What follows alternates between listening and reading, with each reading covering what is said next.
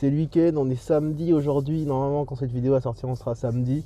En réalité, je la tourne, on est vendredi. Mais bon, c'est pareil, c'est le week-end. Let's do it. Donc aujourd'hui, je vais parler d'une chose très importante en entrepreneuriat. Donc pas de conseils marketing aujourd'hui. Pourquoi je parle avec le masque? Ça, c'est à cause du Covid, ça. J'oublie même que j'ai le masque. Pas de vidéo sur le marketing aujourd'hui. On va parler d'entrepreneuriat. Et en particulier, on va parler de mindset. On va parler d'état d'esprit. Alors, je ne suis pas Sudei, mais sachez que je suis très fan de son travail. Donc, shout out à toi, Sudei, si tu nous vois. Désolé, je suis encore dans l'ombre, je suis dans le garage, je suis en train de sortir. Mais shout out du coup, à tous ceux qui sont fans de mindset et qui font des vidéos dedans. Moi, je suis très fan de l'état d'esprit, en fait, de la philosophie avec laquelle on doit entreprendre. Donc, en ce qui me concerne, moi, c'est l'entrepreneuriat. Donc aujourd'hui, j'aimerais parler donc effectivement de l'entrepreneuriat et en particulier de l'état d'esprit que l'on doit développer lorsqu'on entreprend. Parce que en réalité, l'entrepreneuriat, c'est quelque chose d'assez prenant. Et quand je dis prenant, je ne parle pas vraiment juste du temps que vous devez passer dans votre business, mais aussi et surtout de l'engagement que vous devez y mettre. C'est-à-dire l'engagement en termes de psychologie, en termes de finances, en termes de tout en fait. Vous devez faire corps, allez-y monsieur, vous devez faire en fait corps avec votre business pour réaliser vraiment ce que vous pouvez. Donc je vais m'expliquer concrètement. J'ai eu une discussion en fait avec une amie qui me disait qu'elle n'avait pas à trouver une idée de business concrète. Alors moi j'ai déjà fait une vidéo, juste pour info, sur les idées de business rentables. Alors c'est une formation en fait gratuite que j'ai proposée. Sûrement je la mettrai en description, mais c'est pas le but de la vidéo. C'est vraiment pour vous dire que voilà, vous pouvez vraiment trouver des idées de business dans tout ce que vous faites aujourd'hui. Vous pouvez trouver dans votre passion, dans votre activité quotidienne. Il y a forcément des choses qui vous intéressent, que vous aimeriez pouvoir développer. Alors la chose à savoir, c'est que on peut entreprendre sur tout, mais tout le monde ne devient pas entrepreneur du jour au lendemain. Il faut vraiment passer par un processus. Et c'est pour ça que je voulais parler de mindset. Alors, juste une parenthèse, du coup, c'est pour vous dire que lorsque vous vous lancez pour développer votre business, l'une des choses que vous devez vous poser, si vous êtes dans la situation de mon ami aussi, c'est que si vous n'avez pas trouvé quel lead de business vous convient le mieux, posez-vous juste une question, c'est qu'est-ce que je fais aujourd'hui de facile que les autres trouvent très compliqué à faire. Déjà ça c'est une piste.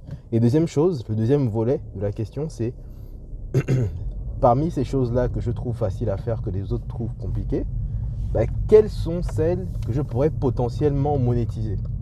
Donc voilà, c'est le cheminement un peu de réflexion que vous pouvez avoir concernant justement l'état d'esprit dans lequel vous pouvez lancer un business. Donc voilà, ça peut vraiment être tout et n'importe quoi. Moi je prends le cas d'un de mes amis c'est même un de mes frangins qui a lancé qui s'est lancé dans la coiffure depuis la pandémie en fait. Et moi j'ai trouvé ça assez marrant parce qu'en fait au grand jamais j'avais constaté qu'il avait des talents pour la coiffure. C'est d'ailleurs lui qui m'a coiffé. Charlotte à toi, Larry. Et en fait je me suis rendu compte que bien souvent les gens développent des compétences. Je ne sais pas s'il avait conscience de son talent depuis longtemps, mais il développe des compétences progressivement. Puis vient l'idée ensuite de pouvoir le monétiser. Et je pense que tout le monde peut avoir ce processus de réflexion, de se dire que là pour l'instant je n'ai pas encore d'idée, ok, mais peut-être parmi les activités que je fais, il y a des choses que je peux monétiser. Moi je vais vous prendre un exemple. Moi j'ai pas mal de passions en fait. Moi j'ai pas de problème avec les passions, j'en ai tellement que j'ai. Moi mon vrai problème c'est de savoir qu'est-ce que je monétise en premier. C'est pas de savoir quelle est la passion quelle est ma passion, c'est de savoir qu'est-ce que je monétise. Donc quand je suis arrivé en France, j'ai lancé l'une des premières choses que j'ai faites lorsque j'ai créé les pages Facebook. À l'époque les pages Facebook entreprises c'était un peu à la mode, tout le monde voulait lancer un peu son business, mais en même temps voilà, Facebook entreprise c'était vraiment quelque chose de totalement, on va dire, sain, en guillemets. Il n'y avait pas encore les histoires de publicité et compagnie. Donc à l'époque on lançait vraiment des entreprises entre guillemets juste pour vraiment partager du contenu et donner de la valeur. Donc moi j'avais partagé, à l'époque j'avais créé une page qui était en fait une carte postale de mon pays, donc du Gabon. Et mon objectif c'était vraiment de partager en fait, juste de partager. Moi je suis pas parti dans un état d'esprit de financier quoi que ce soit et tout, mais je me suis dit, on sait jamais, peut-être que ça peut devenir un business. Aujourd'hui encore j'y pense à ce business là, mais bon ça fait partie des choses que, que je mets sur le côté en attendant. Et en fait pourquoi je vous dis ça, c'est que en fait en gros pour moi c'était l'une des premières aventures entrepreneuriales, parce que clairement j'ai commencé à comprendre l'investissement en termes de temps qui nécessitait pour pouvoir créer du contenu sur ma page, parce que déjà je devais chercher des photos de mon pays, mettre en avant du coup la faune, la flore, la culture. C'était vraiment typiquement c'était vraiment une carte postale virtuelle en fait. C'était ça l'idée avec laquelle j'étais parti. Et vraiment j'avais pas pensé à tout l'investissement qu'il y avait. Mais bon bref, ça c'est une parenthèse. Le deuxième business, j'en ai déjà parlé dans une de mes vidéos, mais c'était du coup le DJing. Alors là j'ai vraiment passé énormément de temps. Le DJing, je me rappelle, j'ai passé 2 bonnes années de mes études à déjà monter en compétences, parce que ça demande énormément de temps quand même, mine de rien, pour devenir ce DJ assez célèbre que j'étais devenu. Ça m'a demandé énormément de temps. Et donc du coup je me suis dit franchement ça vaut le coup d'investir, mais il faut avoir la vision sur le long terme.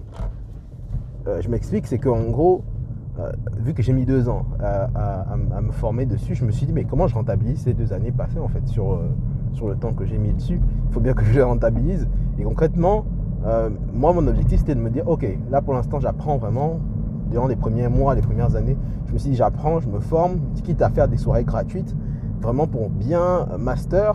Et une fois que j'aurai atteint ce niveau, vas-y, on voit comment on finance le biz. Et l'avantage, c'est que il y avait déjà des personnes qui faisaient la même chose que moi. Donc je voyais déjà les autres DJ comment ils faisaient pour se financer. Certains gentils me donnaient des conseils et m'aidaient à évoluer plus vite. Mais c'est pas tout le temps qu'on tombe sur des mentors, sur des personnes qui vous aident. Donc il faut quand même prendre dans la mesure du possible, il faut quand même essayer de trouver un moyen d'apprendre par vous-même et de comprendre comment est-ce que vous pouvez financer votre business. Donc voilà, ça c'était vraiment pour vous aider à essayer de réfléchir un peu sur la manière dont vous pouvez trouver une idée de business rentable. Moi j'ai trouvé parce que ce sont des choses que j'aimais faire. Troisième idée de business potentiel qui me concerne encore une fois, et peut-être que vous allez vous reconnaître, s'il y a des fans de jeux vidéo parmi vous, sachez que l'e-sport est un phénomène qui prend de plus en plus d'ampleur. Encore aujourd'hui, c'est encore même en France, c'est encore en pleine expansion.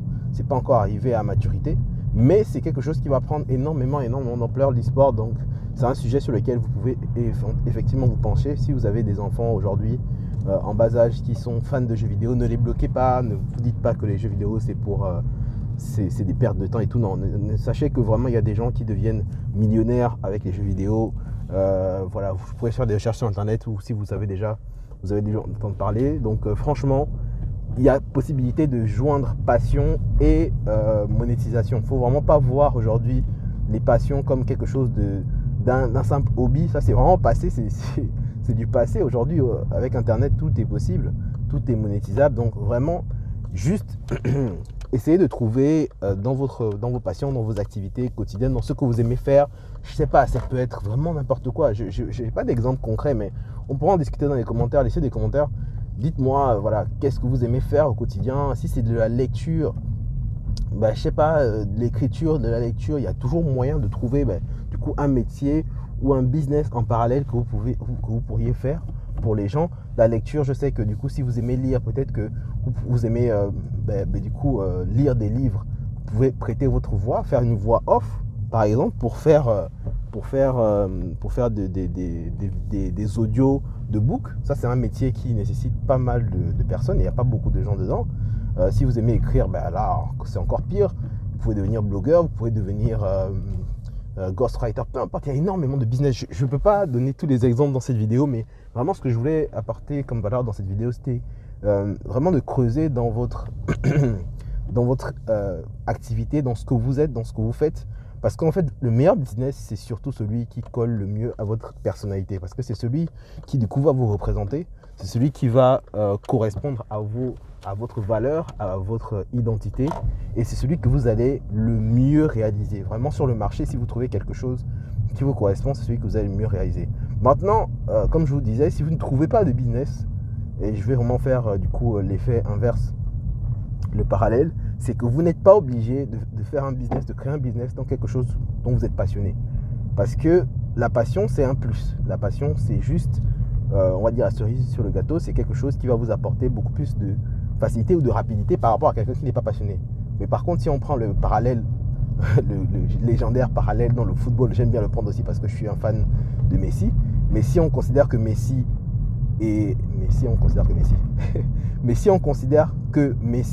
Lionel Messi est un talentueux de nature, donc si le talent est inné chez lui, et que Ronaldo c'est quelqu'un qui a dû travailler même s'il a du talent quelque part, et que Ronaldo c'est quelqu'un qui travaille beaucoup plus, ben un Ronaldo aura beaucoup plus de régularité sur le long terme, donc sera beaucoup plus constant sur le long terme, même s'il a mis plus de temps que Messi à atteindre son niveau, il sera beaucoup plus régulier sur le long terme parce qu'il a déjà l'habitude de la discipline qu'un Messi qui, lorsqu'il arrête de s'entraîner et qu'il a la paresse, je ne vais même pas prendre Messi parce que Messi il s'entraîne quand même, enfin normalement, mais Ronaldinho c'était même l'exemple le plus probant, c'est que Ronaldinho lui il avait arrêté de s'entraîner parce qu'il était trop talentueux et qu'il comptait trop sur son talent et que quelque part ça lui a porté préjudice. Bref, parenthèse fermée sur le football, c'était pour vous dire que du coup, même si vous n'êtes pas passionné, la passion égale au talent, hein. Donc si vous n'êtes pas passionné et que vous n'avez pas de talent dans quelque chose, c'est pas très grave. Vous pouvez aussi lancer un business et devenir, avec de la discipline, de la rigueur, une personne de référence dans votre domaine. À partir du moment où vous savez que vous devez vous imposer un minimum de rigueur. J'insiste bien sur la rigueur parce que voilà, le business, quelque part, ça nécessite énormément de sacrifices. Et l'avantage quand vous êtes passionné, c'est que ces sacrifices-là, vous ne les ressentez pas de la même façon. Par contre, si vous êtes quelqu'un de déterminé et que vous avez un objectif, vous pouvez également réaliser cet objectif de business. Donc, c'était vraiment une vidéo voilà, assez courte. Je ne vais pas m'étendre sur le sujet, mais c'était vraiment, voilà, pour le week-end, une vidéo assez légère pour vous parler vraiment de l'état d'esprit, du mindset, de comment est-ce que vous pouvez vous configurer. Et voilà, n'hésitez pas à vous abonner encore à la vidéo, à ma chaîne, et me laisser donc vos avis en commentaire. Ça m'intéresse pour savoir donc si vous avez déjà des idées de business, si vous êtes déjà dans un business, comment est-ce que vous faites pour progressivement avoir au fil du temps toujours l'énergie, toujours la passion, toujours maîtriser votre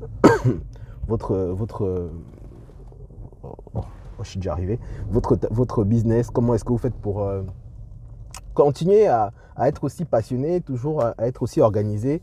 Comment est-ce que vous faites en fait concrètement au quotidien pour faire avancer les choses? Et voilà, laissez-moi tout ça en commentaire et n'hésitez pas à vous abonner comme j'ai dit, et on se dit à la prochaine pour une autre vidéo. C'était Lionel, ciao.